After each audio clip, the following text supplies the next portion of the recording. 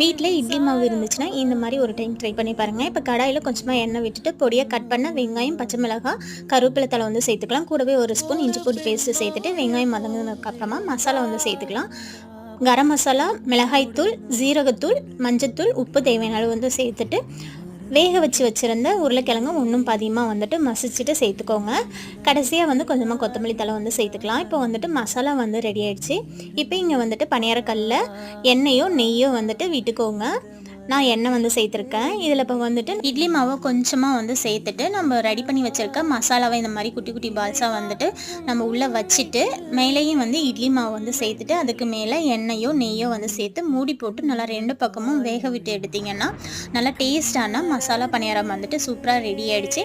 இது குழந்தைங்கள்லேருந்து பெரியவங்க வரைக்கும் நல்லா வந்து விரும்பி சாப்பிடுவாங்க. நீங்கள் கிட்ஸுக்கு கூட ஸ்கூலுக்குலாம் கூட வந்துட்டு டிஃபன் பாக்ஸுக்கு பேக் பண்ணி கொடுக்கலாம்.